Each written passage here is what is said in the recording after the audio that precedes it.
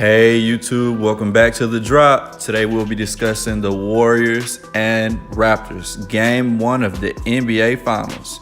More after this.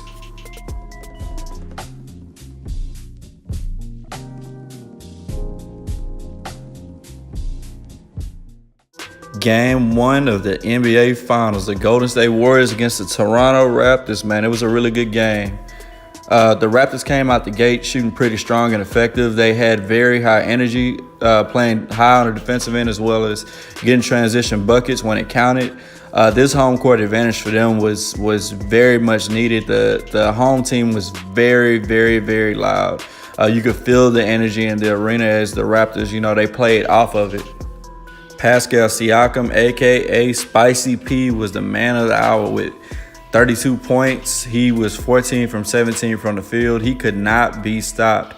He had the privilege of holding Draymond Green and vice versa, and Draymond did not do an awesome job.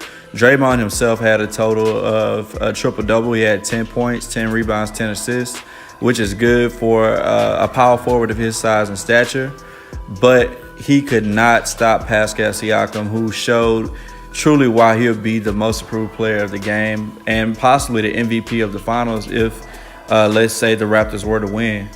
Kawhi Leonard had a pretty awesome game for the night. He stepped up where he needed to be near the end of the game. In the beginning, he was getting locked up pretty badly. Every time there was a switch and roll or anything like that, he tried to switch over to the bigger man.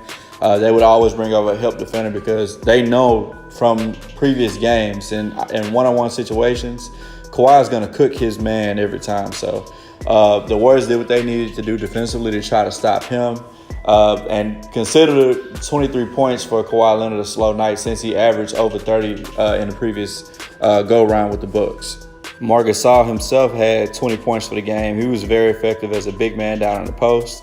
It was good to see that boy Danny Green coming back, hitting playoff clutch NBA Finals shots.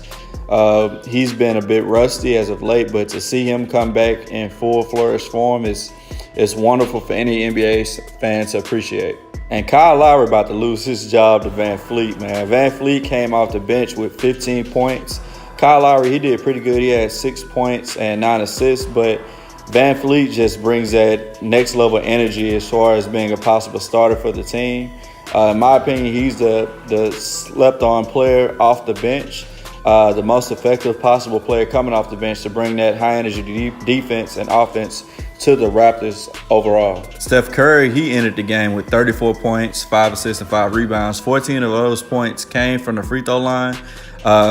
He did get quite a bit of contact throughout the game. I actually feel like he deserved more free throws than what he got, but when you're playing on somebody else's home floor, man, you got to take those punches and roll with them. Going forward, I think the Warriors may make some adjustments, but based on what I've seen from this game, I don't know how much adjustments you can make, man. If you can't stop Pascal, if you can't stop those role players, if you're worried about strictly on Kawhi and the rest of the team is scoring, then hey, it might be an upset, man, with the Warriors. I feel like it might go to Game 5, Game 6 if the Raptors keep continuing to play like this, but let me know how you feel in the comments section. We're going to see.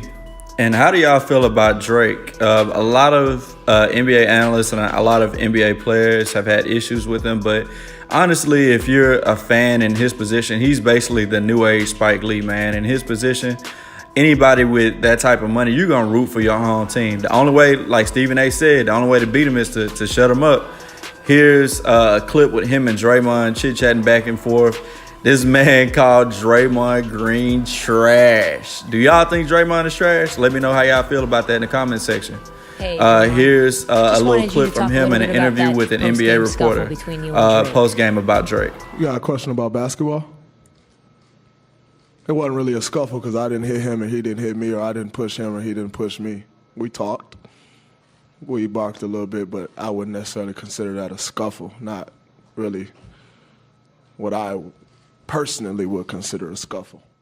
Drake even went as far as to take it to social media about him finding lint on Steph Curry's head and pretty much told Draymond that he shouldn't wear the number 23 anymore. That man is looking like the new age tier of 50 Cent. Let me know how y'all feel in the comment section. Appreciate you watching The Drop.